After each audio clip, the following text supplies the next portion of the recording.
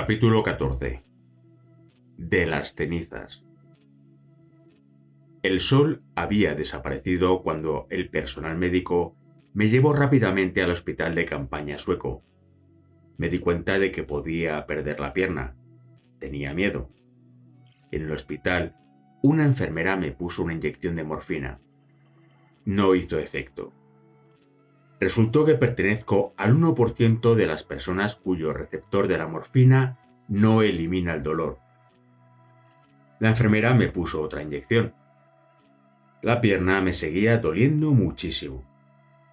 Me limpiaron las heridas, quitando el tejido dañado, infectado o muerto, para ayudar a curarme. Entonces me prepararon para llevarme a Alemania. El personal médico nos subió a un avión. Dentro, la impresionante aeronave parecía un hospital con alas, camas, unidades intravenosas, máquinas. Una enfermera se me acercó. Alargué el brazo y le cogí la pierna. Me duele mucho. Por favor, ¿puedes darme algo? Miró la historia clínica. Te han puesto 2 inyecciones de morfina. No puedes sentir el dolor. Se alejó para atender a otro paciente. Un poco después, vino un doctor y me vio. Era dolor de huesos, el peor tipo de dolor. Cuando hay una herida, el cuerpo intenta compensarla y constriñe las arterias para reducir el flujo sanguíneo de la zona con el fin de evitar desangrarse. Con una herida en el hueso, el cuerpo no puede compensar. Mi pálido cuerpo temblaba y el sudor brotaba de mí mientras apretaba los dientes, tratando de que el dolor no me consumiera. Reduce el ritmo de tus pulsaciones. Rebaja la respiración. Bloquea el dolor. Haz que se vaya. Podía hacerlo cuando era niño. ¿Por qué ahora no funcionaba? Podía hacerlo cuando era niño. ¿Por qué no puedo hacerlo ahora? Era el mismo principio que usaba cuando me pegaban en el culo de pequeño. Salirme del dolor y no involucrarme físicamente. Modo supervivencia. No podía parar los síntomas físicos de la palidez, el temblor o el sudor, así que traté de controlar cómo mi mente lidiaba con el dolor. Este hombre está dolorido, dijo el doctor. ¿Es una broma? He estado tratando de decíroslo a todos. Me puso una inyección de Demerol. ¿Qué tal esto? Sentí un alivio casi inmediato. Muchísimas gracias. El doctor habló con la enfermera. Después ésta se acercó y se disculpó. Lo siento muchísimo, no lo sabía. Casi estaba llorando. ¿Voy a perder la pierna? Aterrizamos en la base aérea de Ramstein, en Alemania. El personal de la Fuerza Aérea nos subió a un autobús. Los tipos eran alegres y serviciales. Hemos oído que habéis ganado de calle. Os vamos a cuidar bien. Nos elevaron la moral. A mi llegada al Centro Médico Regional Landstuhl del Ejército, el mayor hospital estadounidense fuera del país, los médicos me llevaron directamente al quirófano. En la sala de operaciones me prepararon. Una enfermera trató de ponerme anestesia general. No quiero dormirme, dije. Tenemos que dormirte para la operación. Trató de razonar conmigo. Sé que vais a quitarme la pierna. Ella y un enfermero trataron de sujetarme, pero me resistí. La situación era muy tensa cuando entró el cirujano. ¿Qué está pasando? El paciente se resiste, explicó la enfermera. No deja que le administremos la anestesia general. El cirujano me miró. ¿Cuál es el problema? Tengo miedo de que me quitéis la pierna si me dormís. No quiero dormir, por favor. El cirujano dijo a la enfermera. Ponle una epidural. Me puso una inyección en la parte baja de la espalda, usada habitualmente para mitigar el dolor de las mujeres cuando dan a luz. Me insensibilizó de cintura para abajo. El cirujano cogió mi brazo y me miró a los ojos. Puede que sea el mejor cirujano de traumatología de la Fuerza Aérea. Voy a salvar tu pierna. Puede que me estuviera engañando, pero parecía sincero y me tranquilizó. El cirujano me operó mientras yo miraba. Cuando me di cuenta de que no me iban a quitar la pierna, me quedé dormido. Más tarde, me desperté con dolor en el muslo derecho. El efecto de la epidural estaba empezando a pasarse. El cirujano tenía un instrumento que utilizaba para raspar injertos cutáneos de mi muslo. Colocaba los injertos en una máquina que parecía un rallador de queso que empleaba para practicar agujeros en la piel para hacerlos más grandes. Después grapaba la piel al sitio donde había llevado a cabo la incisión. Gradualmente empecé a sentir algo de dolor. Cuando graparon el último trozo de piel, me estremecí.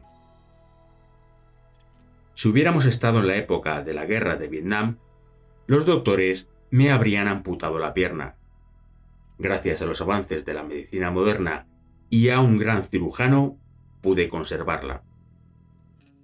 Después de la operación me llevaron a mi habitación. La enfermera enganchó una bomba de infusión continua a la cama.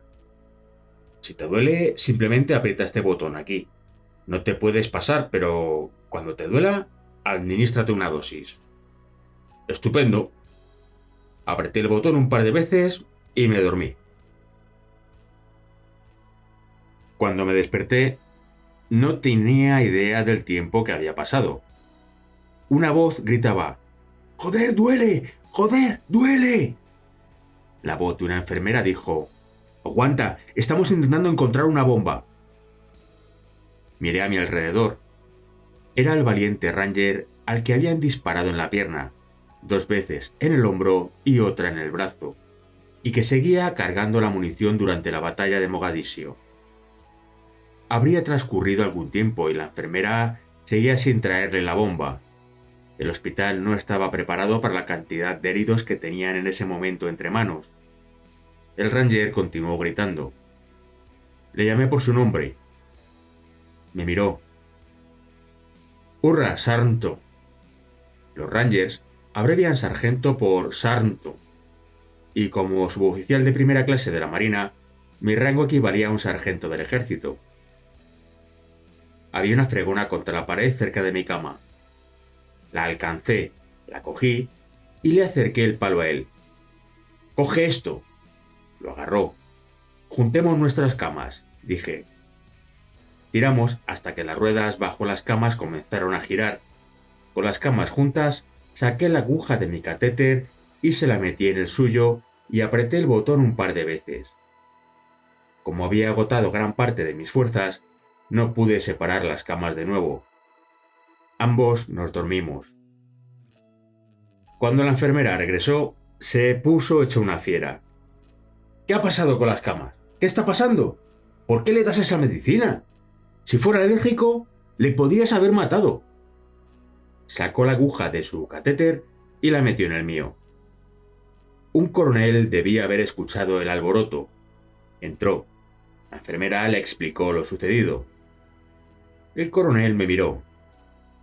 «Bien, soldado. ¿Piensas que diriges el hospital?» Le expliqué. «Hemos estado en un tiroteo intenso. Le dolía.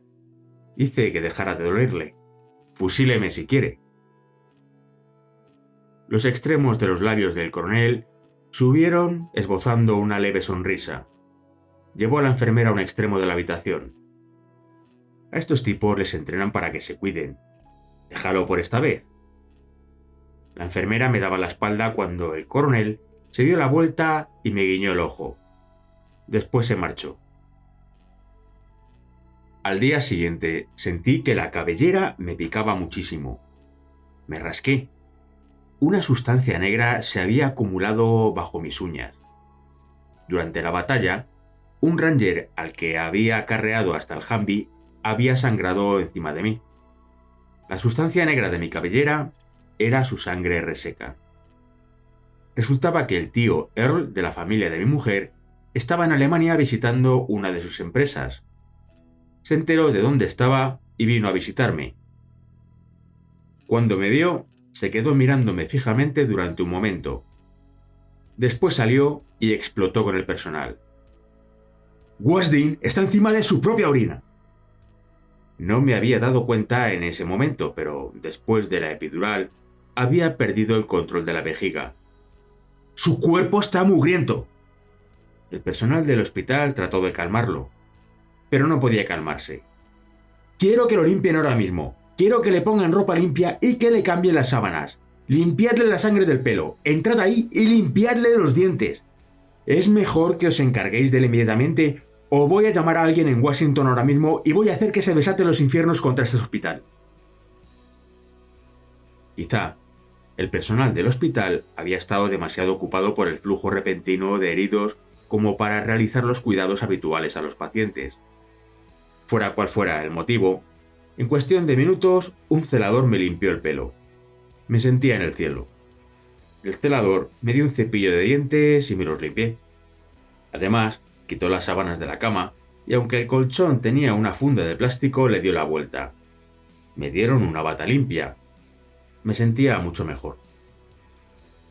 El tío Earl trajo una silla de ruedas. ¿Puedo hacer algo por ti? Sí, quítame esta bata de hospital. Me ayudó a subir a la silla de ruedas y me llevó a la tienda de regalos, donde me compró unos pantalones de chándal, una sudadera, una gorra de béisbol y un osito de peluche. El tío Earl preguntó a la cajera: ¿podrías cortar los pantalones a la altura de la rodilla? Ella le miró desconcertada durante un momento y después me miró a mí. Claro, dijo dulcemente. Sacó unas tijeras y los cortó. Se los entregó a Earl. Gracias. Earl me llevó a los baños de la tienda de regalos y me puso los pantalones encima de mi fijador. El cirujano había hecho unos agujeros en la parte herida de mi hueso cerca de la fractura. Después enroscó unos tornillos en el hueso. Fuera de la pierna, una varilla de metal unía los tornillos para sujetarlos. Los tornillos y la varilla constituían el fijador externo. A continuación, Earl me colocó la sudadera y la gorra. Me sacó con la silla de ruedas de los lavabos y fuimos a la cafetería, donde compró unas cervezas Hefeweizen, una variedad alemana tradicional de levadura sin filtrar que es menos amarga y carbonatada que la filtrada.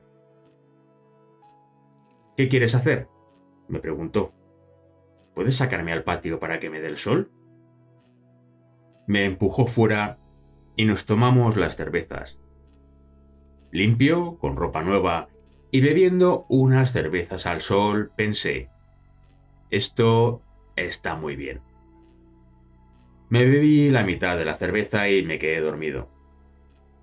Más tarde, regalaría el osito de peluche a mi amor de 3 años, Rachel. Al día siguiente, un tipo de Delta del otro lado del pasillo que tenía un hombro herido vino a visitarme. Hablamos de la batalla. Dijo: «No tenía mucho aprecio por vosotros, ya que en realidad no erais parte de nuestro equipo. Pero sois de puta madre. No teníamos ni idea de que los SEAL pudieran luchar de esa manera. Especialmente tú. Te vi 2 o 3 veces durante el tiroteo. Me hubiera gustado tener más que ver contigo antes de la lucha». «Está bien», dije. Brad está al final del pasillo. ¿Quieres que vayamos a verle?» «Claro». Me llevó con la silla de ruedas a ver a Brad, uno de los francotiradores de Delta. Vi la pierna amputada de Brad, cortada cuando una RPG alcanzó suelo. Me dio la mano. «¿Quieres un poco?», dijo como si todo fuera normal. Estiró la mano y me ofreció una lata de fibra de madera aglomerada con tabaco de mascar húmedo, Copenhagen. «¡Coño, sí!». Pellizqué un poco y me lo coloqué en la boca. Los 3 nos sentamos, hablando y escupiendo. «¿Han podido salvarte la pierna?», dijo Brad. «Me dijeron que no me la han tenido que amputar por medio centímetro». Brad se lo está tomando mucho mejor que yo, y eso que le han amputado la pierna. Aquí estoy compadeciéndome, enfadado con el mundo y con Dios. Y aquí está él sin pierna y con una actitud positiva. Ver a Brad fue una buena terapia para mí. Brad era un francotirador del Black Hawk Super 62. A su lado estaban los francotiradores de Delta, Gary Gordon y Randy Sugard. Ellos habían volado por encima del segundo Elo, derribado, y vieron moverse al piloto Mike Durant. La muchedumbre somalí le rodeó. Sin amigos que pudieran ayudarle sobre el terreno, Mike estaba completamente solo. Los 3 francotiradores y sus artilleros dispararon a la muchedumbre. Brad, Gordon y Sugard se miraron entre sí. Asintieron con la cabeza. Gordon le dijo al piloto: «Métenos a los 3 para que ayudemos a Super 64». El piloto llamó por radio al cuartel general. «3 operadores piden permiso para asegurar Super 64, cambio». «Negativo. Hay demasiados enemigos ahí abajo. No puedo arriesgar otro pájaro». Cuando un artillero fue alcanzado, Brad se hizo cargo de una de las ametralladoras pequeñas. Todos necesitaban la ametralladora grande en combate para evitar que el enemigo les derribase. La multitud en tierra aumentó y se aproximó al Elo derribado de Mike. «2 de nosotros vamos», dijo Gordon. «Bájanos». El piloto volvió a hablar por la radio. «2 operadores solicitan asegurar el lugar del derribo hasta que llegue el rescate». «Negativo». Gordon insistió. El piloto hizo descender el Elo al lugar del derribo. Brad seguía a cargo de la ametralladora pequeña en el Black Hawk y cubrió a Gordon y Sugard mientras descendían con cuerda de rappel. En tierra, los 2 francotiradores movieron con calma a Mike y a los otros miembros de la tripulación hasta un lugar más seguro y con buenos campos de fuego. Después, Gordon y Sugard tomaron posiciones defensivas en los 2 lados opuestos del Elo, disparando fríamente en la cabeza de los enemigos, uno a uno, Gordon con su Kar-15 y Sugard con su M14. De pronto Gordon dijo con toda naturalidad, como si se hubiera dado un golpe con una mesa: «¡Coño, me han dado!». Entonces dejó de disparar. Sugard cogió el Kar-15 de Gordon y se lo dio a Mike. Sugard continuó luchando. Cuando su rifle se quedó sin munición, regresó al Elo derribado e hizo una llamada por la radio. Caminó por delante del helicóptero y cargó con la multitud disparando a quemarropa con su pistola, haciéndoles retroceder hasta que se quedó sin munición. Entonces contraatacaron y lo mataron. Los cadáveres enemigos estaban dispersos en el suelo, rodeando a los francotiradores caídos. Sugard y Gordon eran malos en el mejor sentido del término. La multitud se vengó arrastrando los cuerpos sin vida de los soldados por las calles y troceándolos. Capturaron a Mike y le mantuvieron encerrado con la esperanza de un intercambio de prisioneros. Fue liberado más tarde. La mayor condecoración militar, la Medalla al Honor, les fue concedida a los francotiradores de Delta, Gary Gordon y Randy Sugard. Un día, el general Henry Hugh Shelton, comandante en jefe del Comando de Operaciones Especiales de Estados Unidos, visitó mi habitación del hospital, me entregó mi corazón púrpura y me dio su moneda de comandante. Nota: el corazón púrpura es una de las más distinguidas y antiguas condecoraciones militares de Estados Unidos. Se entrega en nombre del presidente del país a muertos o heridos en combate. La moneda del comandante es una pequeña medalla de ciertas organizaciones, generalmente militares, que llevan sus miembros y que se entrega para subir la moral o para desafiar a otra persona ajena a la organización. Su sinceridad, comprensión y ánimo me subieron la moral. ¿Te están cuidando bien en el hospital?, preguntó. Sí, señor. El general Shelton preguntó cómo habían combatido los Rangers en la batalla de Mogadiscio.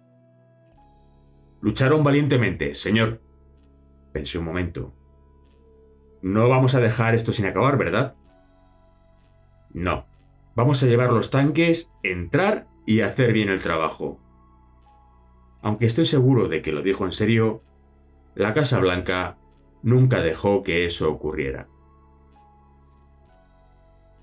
Permanecí en el Centro Médico Regional Landstuhl una semana, hasta que me mandaron en avión, con otros, a la base de la Fuerza Aérea de Andrews, en Maryland. Cuando me sacaban del avión, en una camilla, Laura y los niños se reunieron conmigo. Un Blake de 8 años corrió a mi lado y puso sus brazos alrededor de mi pecho. Laura estaba embarazada y sujetaba a Rachel, de 3 años, que era demasiado pequeña como para entender lo que estaba pasando. Después de pasar la noche en Maryland, me llevaron al complejo del Team en Dam Neck. Les dije que quería hacer la rehabilitación en el hospital del ejército de Fort Stewart, el mismo lugar en que había nacido Blake, que estaba a 30 minutos de mi casa. El Team me dio una silla de ruedas especial, hecha de un compuesto metálico que me enteré había costado miles de dólares. Mis 2 hijos, mi mujer y yo, vivimos con sus padres en Odum, Georgia, durante mi rehabilitación. Cuando me enteré de que Delta iba a realizar un funeral, quise acudir. Los militares utilizaron un C-12, un pequeño avión de pasajeros, para recogerme en el aeródromo Hunter del ejército, en Savannah. Volé hasta el complejo Delta de Fort Bragg para el funeral. Me recibieron allí con coches familiares. Tim Wilkinson y Scotty, los PJ y Dan Schilling, el CCT. Me sentí bien al ver a viejos amigos del hangar de Somalia. Aunque eran de la Fuerza Aérea, habíamos combatido juntos en Mogadiscio, lo que me hacía sentir más próximo a ellos que a mis compañeros del Team Six, que no habían estado en combate conmigo. La Fuerza Aérea concedió a Tim la segunda mayor condecoración militar, la Cruz de la Fuerza Aérea, equivalente a la Cruz de la Marina, el Cuerpo de Marines y los guardacostas, y la Cruz de Servicios Distinguidos del Ejército. A Scotty le concedieron la Estrella de Plata, la tercera condecoración militar. A Dan le dieron la siguiente, la Estrella de Bronce. Me llevaron con la silla de ruedas ante un muro donde estaban inscritos los nombres de los caídos de la Delta Force. Vi 6 pares de botas de combate del desierto, 6 rifles M16 con las bayonetas clavadas boca abajo en la base del mural, 6 bayonetas en los cañones de los rifles y una foto de cada uno de los 6 hombres: Dan Bush, Earl Fillmore, Randy Sugard, Gary Gordon, Tim Griff Martin y Matt Rierson. Me acordé de Griff, que tenía una gran mancha de nacimiento en la cara. Un bromista que aparecía con nuevas y exóticas maneras de hacer explotar cosas.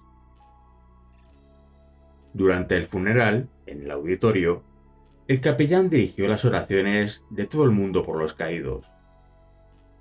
Las viudas lloraban. Los padres de Dan Bush parecían desolados. Dan solo tenía 25 años, increíblemente joven para ser un francotirador Delta, y era de Portage, Wisconsin.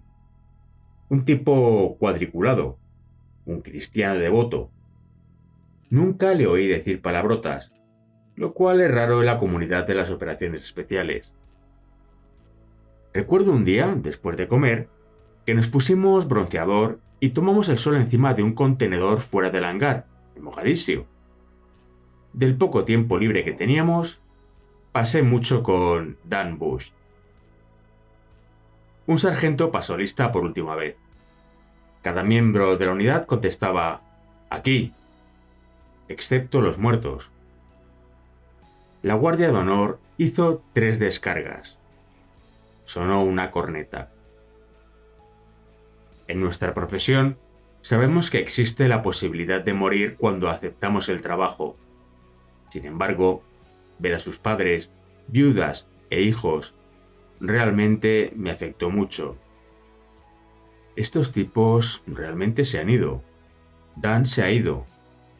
¿Cómo es que sigo vivo y ellos no? Dan Bush era mucho mejor persona y cristiano que yo. ¿Por qué él está muerto y yo sigo aquí? Me sentí culpable por haber sobrevivido.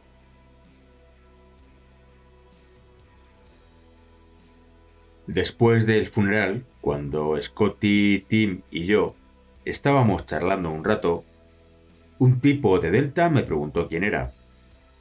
No me reconocía con barba. Me había encontrado demasiado débil como para afeitarme. Scotty y Tim le dijeron quién era. Ah, bien. El operador Delta se fue hasta otro grupo de Deltas y dijo: Wasdin está aquí. Se apiñaron a mi alrededor, me llevaron a la sala de reuniones del Escuadrón Charlie y me dieron cerveza a manos llenas. Pasamos el rato, y se rieron cuando les conté cómo le había dado la medicación al Ranger de Landstuhl. Después los Delta tenían una fiesta, pero yo tenía fiebre y me faltaba energía para unirme a ellos. Regresé a mi hotel pronto. Solo el secretario de Defensa asistió al funeral. En su inmensa mayoría, la administración Clinton parecía desear que la batalla de Mogadiscio desapareciera convenientemente y Estados Unidos la olvidara. Después de volar a Georgia, la mañana siguiente, me presenté en el hospital para mi visita habitual. Tenía diarrea. La fiebre había empeorado. Todo el cuerpo me dolía como si tuviera fuego. Me sentía desorientado. Literalmente, me moría. Un equipo médico se volcó en mí. Me dieron la vuelta rápidamente. Me pusieron una inyección en cada nalga y una intravenosa en cada brazo. Me quitaron los vendajes de la pierna y comenzaron a trabajar en ella. El doctor, que se había marchado a casa, regresó vestido de civil. ¿Dónde has estado?, me preguntó. Hemos tratado de contactar contigo en casa, pero no estabas allí. Los resultados de sangre de tu visita anterior mostraron que tienes una infección de estafilococos. La infección mortal de estafilococos se había colado dentro de mí a través de las sujeciones de mi pierna. Esto explica en parte por qué no tenía ganas de ir a la fiesta Delta después del funeral. En la cama del hospital flotaba y me veía a mí mismo tumbado ahí. Me estoy muriendo. Esta infección de estafilococos te chupa mucho más que el combate. Al día siguiente el doctor estaba visiblemente disgustado conmigo. Si vas a estar bajo mis cuidados, vas a tener que proporcionarnos un medio de estar en contacto contigo. Si no, tendrás que volver a Virginia y dejar a esos doctores de la Marina que se ocupen de ti. Tenía miedo. El médico me había hecho un favor dejando que hiciera la rehabilitación en ese hospital del ejército, y yo se lo pagaba casi cargándole con mi muerte. Sí, señor. Me tuvieron en el hospital un par de días hasta que me recuperé. Sentado en casa en una silla de ruedas, cometí uno de los pecados más graves del team: sentir pena de mí mismo. Caí en una profunda depresión. Nada más despertarme por la mañana, tenía que emplearme en el cuidado de mi pierna, limpiando la piel alrededor de los 4 grandes tornillos que sobresalían de ella. Si no lo hacía, la enfermedad avanzaría lentamente desde la zona de los tornillos hasta el hueso, provocando otra infección de estafilococos como la que casi me había matado. Después, volvía a vendarlo de nuevo. Todo el proceso llevaba de 15 a 20 minutos, 2 veces al día. Realizar yo mismo el cuidado de la pierna era duro. Pedí a mi mujer y a mi cuñado que me ayudaran, pero no tenían estómago para hacerlo. Tenía una pinta horrible. No hay nada de normal en 4 tornillos enroscados en un hueso. El injerto cutáneo tenía un aspecto desagradable, con la carne a la vista. Las paredes se me caían encima. No estaba acostumbrado a estar atrapado entre 4 paredes y la depresión me cercaba. Tenía que salir de casa, así que decidí hacer algo sencillo y rutinario. Pero incluso algo tan mundano como hacer la compra tuvo un efecto positivo en mi debilitada autoestima. Un día, mientras avanzaba lentamente con mi silla de ruedas por el pasillo de un supermercado Winn-Dixie en Jesup, Georgia, comencé a darme cuenta de lo bien que me sentaba estar fuera de casa, ayudando a la familia al hacer la compra. Era un cierto regreso a la vida normal. Una mujer gorda con un peinado de pollo, corto en la parte de atrás y de punta en la parte alta, el tipo de corte de pelo de Kate Gosling, que es habitual en el condado de Wayne, miró fijamente mi pierna. Torció el gesto como si se hubiera comido un limón. Había cortado la pierna derecha de mi chándal por encima de la rodilla para dejar sitio para el fijador externo. Aunque la zona del injerto cutáneo estaba vendada, los tornillos eran visibles. «¿Por qué no te quedas en casa?», dijo. «¿No te das cuenta de lo asqueroso que es eso?». Me habían disparado a la pierna sirviendo a su país, nuestro país. Quizá esta es la manera en que los estadounidenses corrientes me ven. ¿Les parece bien que salgamos para morir por ellos, pero no quieren vernos heridos? Sentía demasiada pena por mí mismo como para darme cuenta de que ella no sabía quién era yo o cómo me habían herido. En aquel momento, cuando mi moral estaba por los suelos, sus palabras fueron como una patada en los dientes. Necesitaba desesperadamente recuperarme, pero no podía. Esas palabras me hundieron más en la depresión. En casa me movía en la silla de ruedas, comía y mataba el tiempo viendo la televisión.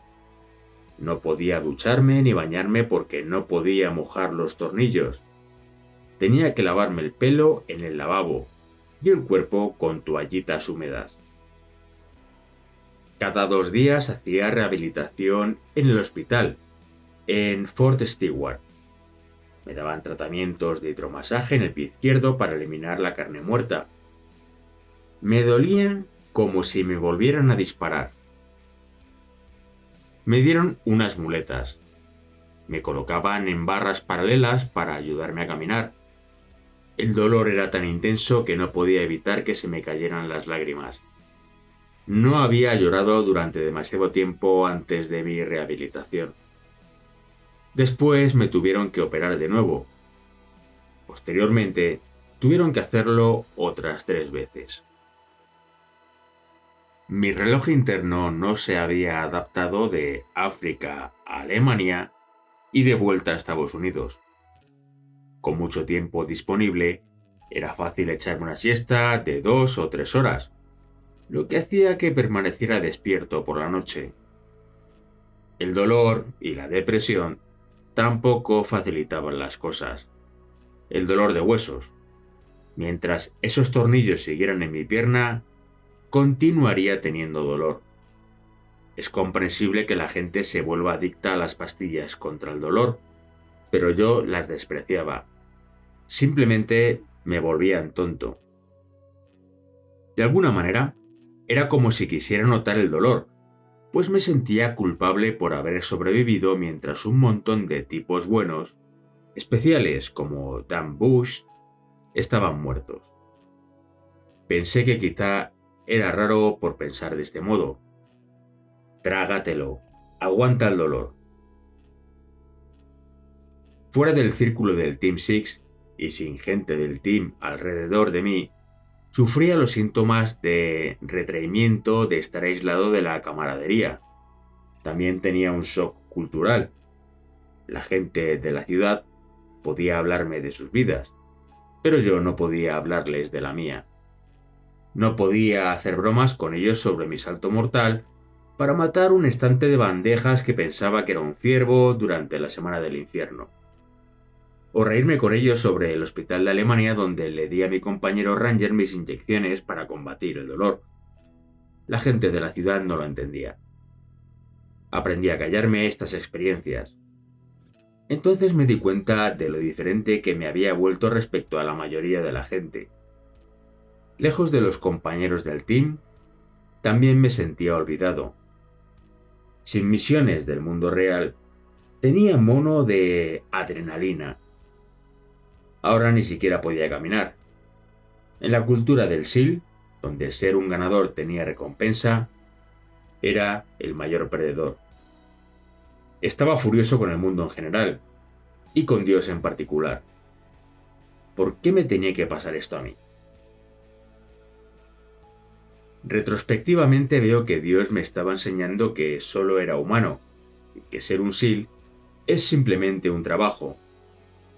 Howard, eras demasiado cabezota como para escucharme después de que te dispararan una vez.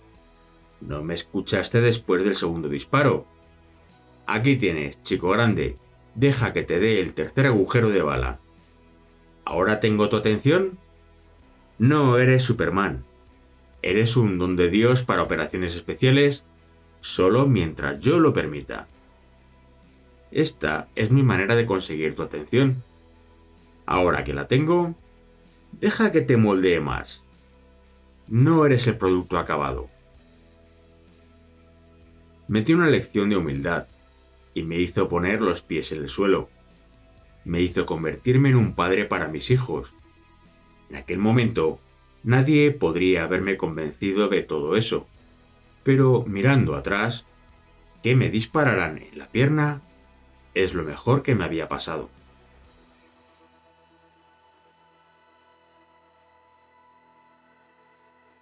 Un día me llamó un colega. En su rancho tenía un híbrido especial de ciervo que cruzaba con ciervos americanos de cola blanca. Vente y cacemos un rato. Sí. Sí, quiero salir de casa. Cualquier cosa. Me recogió con su camioneta pick-up, me llevó al campo y me colocó en el suelo con mi silla de ruedas. Me empujó casi 30 metros a través de maleza ligera y se detuvo. Señaló un lugar a unos 150 metros. Por allí es por donde suelen salir los ciervos. Mi rifle de caza personal era un Magnum de 7 milímetros con una bonita mira óptica. Era tan feliz. Esperé durante casi 1 hora y media. Apareció un ciervo enorme. Sentado en mi silla de ruedas, coloqué el rifle en el hombro, apreté el gatillo y el ciervo cayó. Un disparo perfecto. Después de dejar el rifle en el suelo, me desplacé con la silla hasta el animal. Avanzar con la silla por un camino polvoriento me llevó un rato. Aparqué la silla cerca del ciervo. El hermoso animal me miró, resopló y echó la cabeza hacia atrás. Hizo una última convulsión, como si todo el aire de sus pulmones hubiera sido aspirado. Al escucharle morir pensé, hubiera sido igual de feliz viviendo y viéndote en vez de quitarte la vida. He visto morir demasiadas cosas. Me llevé el ciervo e hice que disecara la cabeza. En el sur de Georgia la caza es muy importante. Durante la temporada, los chicos salen antes de que amanezca y se sientan en sus puestos a la espera de sus presas. Seguía estando dispuesto a matar a alguien para salvarme o para salvar a otra persona. Dispuesto a matar en acto de servicio. Pero nunca volví a cazar. La gente de rehabilitación me trataba como si fuera famoso. En aquella época era el único veterano con heridas de combate en ese hospital. Cada vez que acudía, entre 5 y 10 personas venían a hablar conmigo. Después de 6 o 7 semanas, mi sobrina me llevó un artilugio que se deslizaba sobre los tornillos de mi pierna, creando un sello de caucho, de modo que podía ducharme. Me sostenía sobre una pierna en la ducha mientras me enjabonaba. Sentí que era el mejor regalo que me habían hecho nunca. A principios de diciembre, 2 meses después del día más largo de mi vida, mi ciudad natal de Scraven, Georgia, me hizo un recibimiento de héroe como parte del desfile de Navidad, con cintas amarillas por todas partes. Un gran cartel cubría la ventana frontal del restaurante. Bienvenido a casa Howard, el héroe local. Casi los 900 habitantes debieron de firmar en el cartel. La gente del condado de Wayne vino para llenar las calles, verme y transmitirme sus buenos deseos. No tenían ni idea del dolor físico, la angustia mental, la pérdida o el agujero negro de depresión que me atormentaba, antes de honrarme de ese modo. No tenían ni idea de lo mucho que significó para mí su recibimiento, valorándome como parte de la comunidad. Desde entonces, no me sentí tan perdedor. Mike Durant, el piloto del Super 64, el segundo Black Hawk que se estrelló en Mogadiscio, se había roto la pierna y la espalda. El ministro de propaganda de Haití, Abdullahi Firimbi Hassan, le tuvo prisionero 11 días, hasta que él y un soldado nigeriano apresado también fueron llevados por sus captores a un puesto de control en el complejo de la ONU. Uno de los captores de Durant se sacó la documentación de la ONU, que le colgaba del cuello en una cadena, y se la enseñó al vigilante. Le indicará que pasará con gestos. El vigilante del puesto de control ni siquiera se dio cuenta de que Mike estaba en el coche. Nadie se enteró hasta que estuvo en la pista. Sus captores lo entregaron a la Cruz Roja. Naciones Unidas mostró suficiente comprensión con el enemigo, pero yo no sentí que también la mostrara con nosotros. Nunca sentí que pudieran ser fiables para operaciones de seguridad. Solo puedes fiarte de aquellos con los que te entrenas y con los que combates.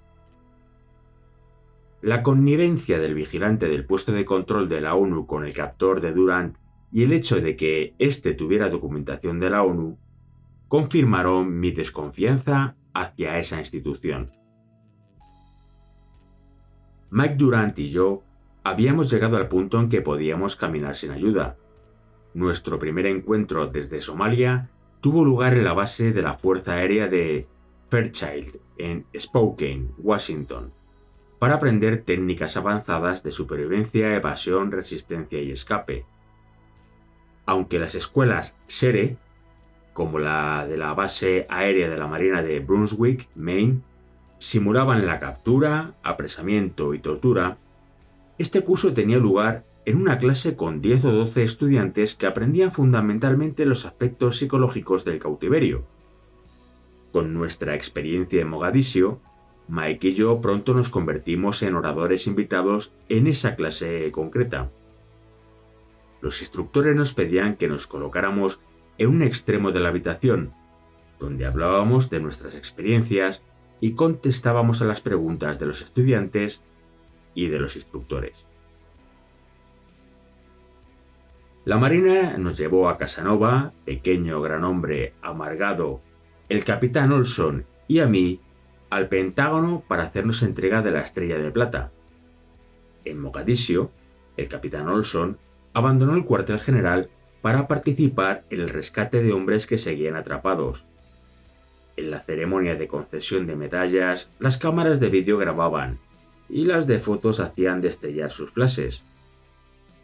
Mi mención decía: el presidente de los Estados Unidos se complace en otorgar la medalla Estrella de Plata al técnico de mantenimiento de buques de primera clase, Howard E. Wasdin, de la Marina de los Estados Unidos, por los servicios descritos en la siguiente mención, por el valor y la intrepidez conspicua en acción contra una fuerza hostil durante la operación UNOSOM-2 en Mogadiscio, Somalia, el 3 y 4 de octubre de 1993. El suboficial Wasdin era miembro de un equipo de seguridad en apoyo de una fuerza de asalto que realizó una incursión de asalto aérea en un complejo enemigo y capturó con éxito a 2 oficiales claves de la milicia enemiga y a otros 22. Al recibir fuego de armas pequeñas desde numerosos callejones, el suboficial Wasdin se colocó en una posición de disparo y devolvió el fuego. Cuando atacó el callejón con miembros de su unidad, fue herido en la pantorrilla. Tras recibir atención médica durante el combate, continuó con sus obligaciones y siguió eliminando el fuego enemigo. Cuando su convoy salió de la zona de los detenidos, sus elementos recibieron fuego enemigo fulminante. El suboficial Wasdin, junto al equipo de seguridad, se detuvo para suprimir el fuego enemigo que había atrapado la fuerza de bloqueo Ranger. Aunque herido por 2 veces, continuó proporcionando seguridad y enfrentándose a una fuerza enemiga superior desde su vehículo. Más tarde, tratando de suprimir el fuego enemigo, durante un intento de concentración para evacuar el área de derribo del helicóptero, el suboficial Wasdin fue herido por 3ª vez. Sus valerosos esfuerzos inspiraron a los miembros de su equipo, así como a toda la fuerza. Por su soberbia iniciativa, acción valerosa y completa dedicación a su deber, el suboficial Wasdin demostró un gran mérito propio y mantuvo la máxima tradición de la Marina de los Estados Unidos. Estaba firmado en nombre del presidente por John Dalton, el nuevo secretario de la Marina. Casanova y yo entramos en el despacho del secretario de Defensa y le dimos la mano. A la salida, Casanova dijo: «Ese hombre tenía la mano más blanda que he estrechado nunca». Posteriormente también fui abroncado por desobedecer una orden directa y ayudar al adolescente somalí que había pisado una mina, mi OP más exitosa en Somalia. Casanova y yo nos sentamos a masticar tabaco Copenhagen en la sala de reuniones del Red Team. Era una habitación enorme e informal, principalmente de color neutro. Las órdenes de las misiones, la inteligencia del mundo real y otro tipo de reuniones informativas se llevaban a cabo en una habitación especial. Las fotos de las hazañas del Red Team decoraban una pared. Un tótem ornamental y un auténtico sombrero indio eran los símbolos del team. En la parte más grande de la habitación había 4 mesas enormes que podían albergar a un equipo de bote en cada una, con 8 a 10 sillas. Los novatos eran responsables de la limpieza y de mantener las 2 neveras llenas de cervezas de distintas marcas. El jefe del team y el líder del mismo compartían una oficina adjunta en la habitación del team. También adjunta había una sala de ordenadores para uso general. Justo fuera de la habitación del team había jaulas individuales donde colocábamos nuestro equipo. Casanova y yo nos sentamos a una mesa. Pequeño gran hombre llegó con un sobre de la compañía de cuchillos Randall. Había ofrecido mandar su cuchillo, contar su historia y patrocinarla. Un francotirador del Team Six salvado por un cuchillo Randall. «¿Cuánto te van a pagar?», preguntó Casanova. Pequeño gran hombre abrió la carta y leyó: «Gracias por compartir su historia con nosotros. Te haremos un descuento del 10% si quieres comprar otro cuchillo». «Idiotas», dijo pequeño gran hombre. Casanova se rió ruidosa y bulliciosamente. Yo me reí tanto que casi me trago el tabaco de mascar. Me recuperé rápido. Volví al team y me reuní con el oficial Lameculos. Este vivía de las apariencias más que de conseguir que se hiciera el trabajo. lo que enfadaba a muchos operadores.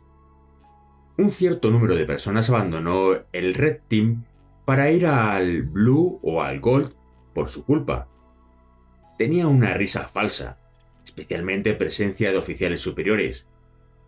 Cuando se reía con nosotros, era como si en realidad estuviera pensando en otra cosa. De estatura baja, se dejaba el pelo corto, con la parte superior plana. Debía encantarle el olor de mi cogote porque me echaba el aliento constantemente. La Mekulos era consciente de que carecía de talento. Aunque corría y nadaba bien, se quedaba atrás en los ejercicios de tiro del combate, cuerpo a cuerpo, y carecía de una buena y oportuna capacidad de decisión táctica. Con independencia de sus razones, la Mekulos averiguó que Delta me quería. Los operadores de Delta del Hospital de Alemania me animaron a que me uniera a ellos. Un coronel de Delta me contó, en el hospital de la base de la Fuerza Aérea de Andrews, cómo me podía convertir de los SEAL a Delta. Retrospectivamente, pienso que Delta podría haberme entendido mejor y respetado más. No conozco vínculo más fuerte que el que se establece con la gente con la que has combatido. Mi relación con Casanova, Pequeño Gran Hombre, los operadores de Delta, los CCT y los PJ, era más fuerte que mi relación con otros compañeros del team. Te apoyaré si te quedas, dijo la Mekulos. Pero si intentas marcharte, seré tu peor pesadilla. Las acciones de la Mekulos me motivaban más a pasar a Delta. Sin embargo, sus palabras decían que no quería que me marchara. No tenía sentido. Me quedé porque había entrenado para ser un SEAL. Seguía siéndolo. Y quería seguir siéndolo. Era lo que hacía mejor. En conjunto, la Mekulos no me apoyó. Incluso me lo hizo pasar mal al aparecer yo en la ceremonia de Delta vestido de civil y sin afeitar. En realidad, no podía entender sus razones. Casi había muerto de infección por estafilococos al acudir a la ceremonia. Simplemente sobrevivir al día a día consumía toda la energía que tenía. Afeitarme era un lujo que no podía permitirme. Despreciaba su incompetencia tanto como la de Clinton. La Mekulos debería haber sido político en lugar de operador. Solo recordarle ahora me dan ganas de pegarle en la cara. Laura y yo nos divorciamos. El bebé que estaba esperando no era mío, ni siquiera de la misma raza. Había ocurrido mientras estaba fuera. Esto es todo lo que voy a decir al respecto. Yo también le había sido infiel. Rachel y Blake se fueron a vivir con su madre porque yo no podría encargarme de ellos cuando tuviera que marcharme a trabajar fuera. No había pasado mucho tiempo con Rachel y ahora pasaría aún menos. Su madre la dejaba hacer la mayor parte de las cosas que quería, pero yo no. Rachel se volvió lo suficientemente mayor como para elegir y eligió vivir con su madre.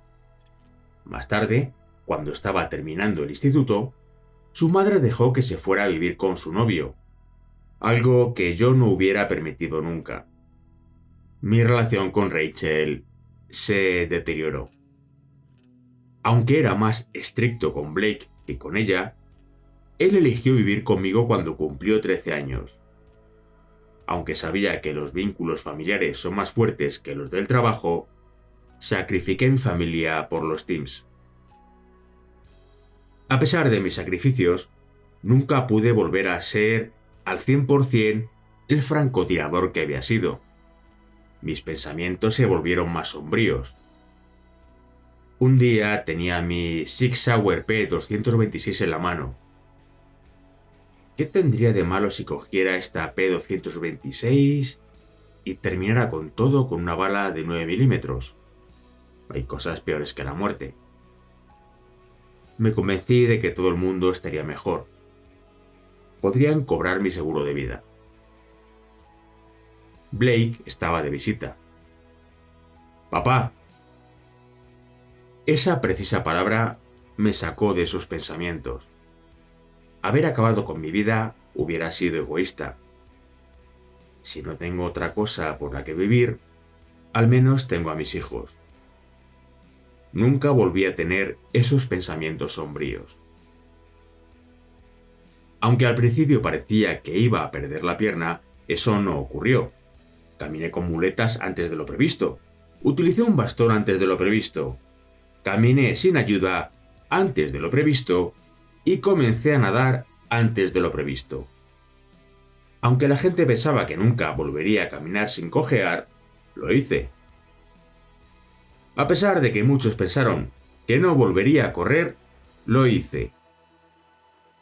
Después de regresar al team, iba al gimnasio todas las mañanas y me entrenaba con ellos. No siempre podía mantener el ritmo, pero trabajé duro sistemáticamente en ello.